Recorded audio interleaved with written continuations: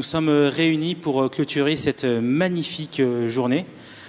Énormément d'échanges, de partage de bonnes pratiques pour la communauté, pour vous permettre, grands groupes, ETI, PME, entrepreneurs, d'avancer sur ces sujets. Alors si du coup on se refait un peu le film du match quelque part, on a démarré ce matin avec un mot très fort de Barbara Pompili, qu'on remercie encore pour son soutien et pour ses mots. Ça a vraiment donné le ton de la journée. On est là dans l'action, on est dans une logique de coalition, hein. On en a parlé plusieurs fois.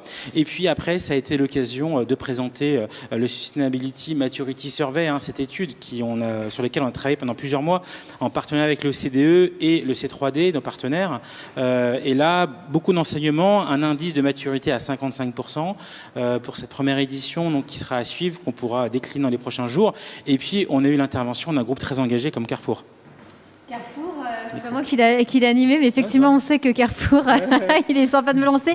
Donc, il fait partie quand même du boîte du CAC 40, avoir inscrit sa raison d'être dans ses statuts. Ouais. Et on voit notamment qu'ils se sont lancés quand même avec Loop, donc en termes de réduction des déchets. Je trouve ça hyper bien. Que tu as eu il y a quelques minutes. Et puis après, tu as eu l'opportunité... Bertrand aussi, Bertrand, directeur RSE. Ouais. Tout à fait, exactement. Et on a eu juste derrière, effectivement, un panel intéressant avec le DG d'Euronext qui a commenté un petit peu le lancement du CAC 40 ESG. Donc ça, c'est quand même une initiative à suivre, d'autant plus qu'il est en forte croissance. Donc l'idée, c'est que ça encourage d'autres groupes à rentrer dans ces critères. Et puis le président du groupe SOS. Et puis une entrepreneuse, quelque part, hein, la présidente de Maison du Monde, hein, un grand groupe, évidemment, de retail, affecté par le Covid, mais qui a su réagir en faisant du e-commerce, du multicanal, mais aussi en faisant de l'impact et en travaillant sur la fin de vie. Et toute l'économie circulaire. Et puis, on a eu cette succession. Et là, c'était bien d'avoir tous ces dirigeants de grands groupes qui, avec une vision assez mondiale, hein, en termes de roadmap, tu as eu l'occasion d'avoir LVMH en matinée. LVMH pour parler de luxe et durabilité, ce qui n'est pas forcément une évidence, mais on voit que les groupes, que ce soit le groupe Kering ou encore LVMH, parlent de leur stratégie. Concernant LVMH, c'était Life 360, donc ils parlent de réduction de plastique, etc., d'économie circulaire de plus en plus. Donc on voit qu'effectivement le curseur, on va dire, touche nos retailers. Bien sûr. Après, on a eu effectivement le groupe Chargeur qui est assez diversifié. On a eu Veolia qui est du coup sur la transition et la transformation durable, comme ils l'appellent. On a eu Lafarge Holcim en direct du siège en Suisse. Tereos sur le sucre, avec là beaucoup d'avancées sur la manière de produire. Le groupe Seb qui intègre des métaux recyclés, qui lutte contre l'obsolescence programmée. On a eu effectivement Orange après, autour des 3 R, pour effectivement intégrer le recyclage, la réutilisation et puis effectivement baisser l'empreinte carbone. Le président d'Arkea qui finance cette industrie, qui est venu pour parler de gaz vert, Savencia qui s'est lancé du coup dans le bio et dans le vegan, et puis les parties prenantes qui sont un gros sujet qui a été traité du coup par le directeur RSE de la FDJ, et puis on a eu la présidente de Vivatech, Julie Ranty, qui nous a présenté un peu cet agenda qui sera la première grande conférence internationale qui aura lieu dans 1 mois et demi en physique, donc le retour du physique. Donc c'était quand même important de le souligner. Évidemment, le hub sera présent. Le délégué de Bicorp France qui nous a partagé un peu les dernières initiatives de Bicorp. Et puis pas mal de choses autour du déjeuner avec pas mal d'interventions. Et en début d'après-midi, la nouvelle génération avec les Castali, les So Good, les Time for the Planet. Et puis une intervention intéressante aussi, c'est la première fois que Facebook s'exprime en France sur cette partie durable. Évidemment, le rôle des plateformes dans ce contexte. Et puis, on est reparti pour toute une session avec les interventions de directeurs du coup des ressources des RSE avec ces grands groupes internationaux. Et voilà, ce qui nous amène à travailler et à échanger ensemble dans ces dernières minutes sur la roadmap. La roadmap est ambitieuse. On va avoir en fin d'année une COP26. Mais avant d'échanger un peu sur cette ambition, Aurélie, tu nous as rejoint. Toi, tu travailles vraiment sur cette idée de donner face à ces enjeux quand même de l'espoir, de l'espérance. Est-ce que tu peux nous en partager quelques idées ? Absolument, et je pense que Cyrielle sera d'accord, il y a des raisons d'espérer, et on l'a vu aujourd'hui. Il y a l'émergence de sustainable leaders, très clairement, de dirigeants qui sont résolument engagés sur ces sujets. Quand on a lancé Societer il y a 2 ans, On était la première maison de conseil sur le sustainable leadership et on se réjouit de voir aujourd'hui que tout ça est devenu une évidence, que c'est plus simplement un sujet d'image, de réputation pour les entreprises, mais c'est un sujet de performance économique durable. C'est un sujet aussi d'attractivité, de fidélisation des talents. Donc ça, c'est un premier point très positif. Ce qu'on voit aussi et qui donne envie d'espérer très clairement, c'est que le contexte de la pandémie a créé une accélération, une transformation très forte sur ces sujets dans notre rapport aux écosystèmes naturels, aux écosystèmes humains. Donc la prise de conscience est encore plus forte. On a des plans de relance qui doivent être fléchés, Olivia Grégoire l'avait dit ici, doivent être fléchés vers l'impact plus que jamais. Donc ça, c'est aussi d'une certaine manière une forme d'opportunité. Sur le plan multilatéral, on a le retour des États-Unis dans le jeu, avec donc l'administration américaine qui revient dans les accords de Paris. Ça, c'est un point très important, évidemment. Et puis, je crois qu'il y a une accélération, et je pense que Cyrielle, tu confirmeras, tu le sens aussi dans tout ce que tu fais dans tes émissions. La maturité est très, très forte sur ces sujets. On est quasiment post-RSE, puisque le sujet de la RSE, il est au cœur aujourd'hui de l'engagement, de la stratégie business des entreprises. Et d'ailleurs, il remonte au niveau du COMEX. On a de plus en plus de fonctions engagement au niveau COMEX. Et sur la raison d'être, qui était la première étape, qui est évidemment indispensable aujourd'hui, on passe dans une deuxième étape de maturité, qui est celle de la raison d'agir.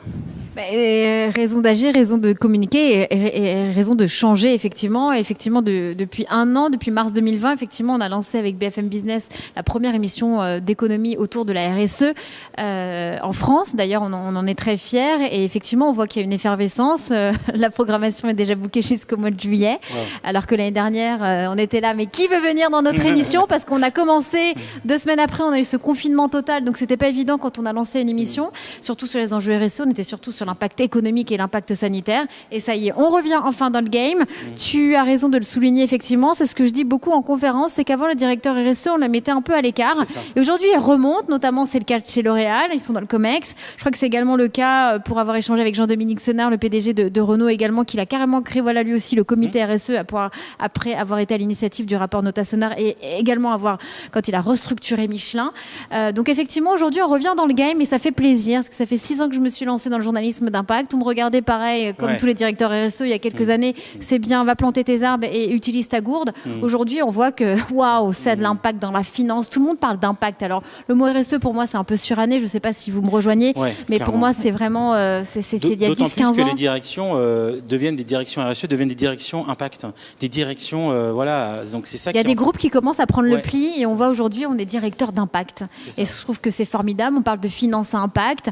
Là, on parle, on est, voilà, critères ESG, donc on reste dans les critères, dans les 3 lettres en finance, mais on voit qu'effectivement l'impact est au cœur de la stratégie. C'est ce que disait Jean-Dominique Senard dans mon interview qui est dans mon livre, en disant voilà, aujourd'hui il faut véritablement que tous ces enjeux soient vraiment infusés à tous les étages, que ça concerne toutes les parties prenantes de l'entreprise.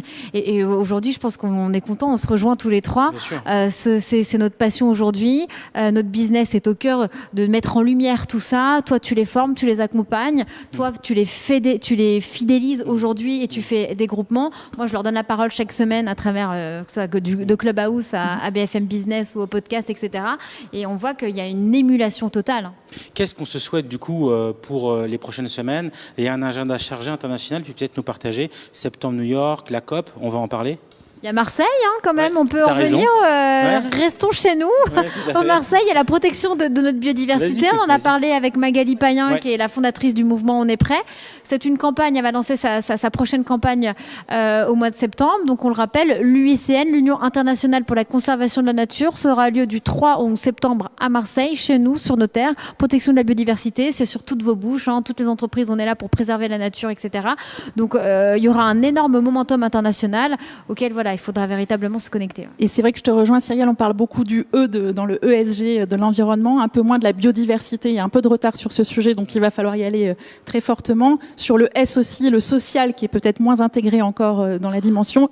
Avec le confinement, tout le monde en a parlé. Beaucoup plus, mais on est moins avancé en termes de maturité. Et puis la gouvernance, qui est l'énorme sujet aussi qu'il faut remettre au cœur pour aligner évidemment la vision des dirigeants, l'organisation et puis bien sûr l'action. Et je pense que ce qui compte, tu le disais, c'est de jouer jouer collectif et collaboratif. Et je pense que cette journée est une bonne démonstration.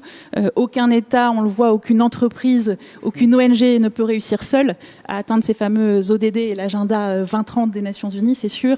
Et on voit qu'il y a l'émergence d'un nouveau leader, et tu dois le voir aussi, Cyrielle, en tant qu'observatrice, des dirigeants qui sont résolument engagés, qui sont très sincères et qui doivent faire la pédagogie de leur engagement pour embarquer, je crois que c'est ça maintenant l'enjeu, toutes les parties prenantes, les collaborateurs, les actionnaires, les investisseurs. Ça me paraît vraiment déterminant. Et puis, je crois beaucoup au dialogue entre les mondes, et c'est ce qu'on fait beaucoup tous, je crois, ici. C'est faire dialoguer à la fois des dirigeants du CAC 40 avec du Next 40, des PME qui sont aussi au cœur de la stratégie Nations Unies. Ça, c'est très, très important de développer ce dialogue et de consolider aussi les points de vue. Et c'est pour ça qu'on vient de lancer une collection chez Societer avec Cherche Midi qui s'appelle Impact, pour donner justement la parole à tous les dirigeants sur ces sujets. Alors, bravo pour toutes ces initiatives. Qu'est-ce qu'on se souhaite du coup pour la COP26 ? Parce que la COP21, je ne sais pas quel est votre avis, mais alors évidemment, elle a été impactante et ça a vraiment changé les choses, mais ça a été une succession de discours et d'engagement, on va dire, d'État à État. Est-ce qu'on n'est pas maintenant à l'heure de la coalition ? Est-ce que l'enjeu de la COP26, c'est d'arriver à s'organiser tous ensemble ? Voilà. Vas-y, Cyrielle, tu veux nous prendre? Moi, j'ai une très bonne. Moi, j'étais à la COP 21 et j'ai vu des acteurs, mais quand on a vu qu'il y avait Sean Penn, quand on a vu, moi, j'ai interviewé Robert Redford à l'UNESCO pour parler des peuples indigènes. On a vu des gens incroyables. Il y a eu un momentum, une émulation, une effervescence exceptionnelle. Je trouve que 5-6 ans après, il y a quand même des choses qui se sont faites. Quand même, il y a les États-Unis qui reviennent dans cet accord. C'est pas anodin non plus de se dire on part, mais on revient. On a interviewé 2 ans après, je m'en souviens, Schwarzenegger au One Planet Summit à Paris, qui pareil. Enfin, je trouve on espère qu'il y a une émulation. Alors c'était super glamorous, c'est génial, mais bon, il faut aller bien évidemment, faut aller move forward, faut aller plus loin. Et je pense que on est en train de le faire. Enfin, on l'a vu. C'est une intelligence collective aujourd'hui dans cette journée. Je trouve que c'est génial parce que ça fait un peu ce qu'on fait tous les trois, c'est qu'en fait on essaye de faire marcher main dans la main des acteurs qui sont parfois du même secteur, mais qui travaillent pas à la même échelle. Absolument. Et je pense que en COP26, c'est clairement aujourd'hui ton line-up, c'est ce que je disais, c'est clairement ce qu'on fait sur Objectif Raison d'être. C'est clairement toi, tu mixes des grands patrons avec le Next 40, etc. On essaie de se coordonner. Et c'est d'avancer main dans la main pour essayer d'être aligné avec les accords de Paris. Bah oui, je pense qu'il y a une vraie rupture à la COP21 que tu citais. Ça me paraît vraiment clé, en fait, où la diplomatie s'est ouverte réellement au monde privé, où les entreprises sont devenues des parties prenantes. Et donc, c'est le début de ce que j'appelle un peu la diplomatie collaborative, des coalitions. Donc ça a été une vraie rupture. 5 ans après, on voit quand même qu'il y a une urgence. Donc, on a eu une obligation d'être ambitieux. Mais comme toi, je suis assez optimiste sur ce sujet. Je pense qu'il faut réinvestir le multilatéralisme. Je pense d'ailleurs que les entreprises, pour bien connaître les Nations Unies, vont aider aussi les Nations Unies à se réinventer et à créer un multilatéralisme de nouvelle génération. Et je pense qu'en France, on n'a pas à rougir. On a des entreprises qui sont extrêmement engagées. Je le vois quand je vais à l'Assemblée générale des Nations Unies. Il y a beaucoup de dirigeants français et pas que du CAC 40. Il y a aussi des PME. Il y a plein d'acteurs qui sont extrêmement engagés. Et donc, je pense qu'on a tout en France et à Paris en particulier pour devenir finalement le centre de la nouvelle diplomatie, mais aussi de la nouvelle économie, de l'économie de demain. C'est le mot de la fin. C'est vrai que le Hub s'est inscrit dans ce qu'on a appelé la Next Economy depuis maintenant 1 an et demi. Et ça sera l'objet de nos prochains rendez-vous qu'on rappelle. Effectivement, nous aurons notre conférence autour des énergies renouvelables le 6 juillet. Notre conférence des villes qui sera notre première grosse conférence physique le 14 septembre à Paris, près des Champs-Élysées, et en ligne bien sûr. Et puis notre grand rendez-vous de fin d'année, Sustainable Paris Forum. On vous espère nombreux pour travailler à la fois sur le débrief de la COP et en même temps sur le travail des ODD qu'on fait effectivement à l'année. Je voudrais vraiment te remercier, Cyrielle, pour cette journée. Une journée très engageante. Très intense, très stimulante intellectuellement. Et je te remercie aussi parce qu'on s'est rencontrés il y a 5-6 ans. On n'était pas du tout alignés. Aujourd'hui, c'est une évidence en fait. N'est-ce pas ? Non mais c'est vrai. On est complètement alignés. Et de se dire que c'est bien quand 2 mondes se croisent en disant travaillons main dans la main parce qu'effectivement, le monde du business évolue et peu importe la taille, que ce soit effectivement une PME, une ETI, une licorne ou une structure de l'économie sociale et solidaire, tout le monde en fait fait bouger le curseur et tout le monde participe à ce changement de comportement de nos sociétés justement. Et puis effectivement, votre rôle en fait de l'entreprise, l'État ne le fera pas seul en fait. Donc effectivement, je trouve que l'entreprise, et je pense que vous êtes d'accord avec moi et tous ceux qui nous regardent, c'est qu'en fait prennent un rôle exceptionnel en termes de responsabilité dans cette transition écologique et solidaire. Aurélie, le mot de la fin. Je pense effectivement, tu le dis Cyrielle, qu'on a tout ce qu'il faut pour gagner ensemble, collectivement. Donc il faut vraiment jouer collectif. Et je crois beaucoup aux coalitions d'action qui alignent effectivement tous les efforts, toutes les énergies entre secteurs public, multilatéral, privé et société civile. Donc je trouve qu'on vit une époque, même si c'est parfois difficile, réjouissante. Voilà, merci à tous et on vous donne rendez-vous du coup à 18h pour l'after à l'occasion du lancement de So Good Radio, nos amis qu'on est très heureux de soutenir et qui est intervenu dans la journée. Donc rendez-vous à 18h sur So Good Radio et à très bientôt pour tout le reste. Bonne soirée. Au revoir. Au revoir. Merci.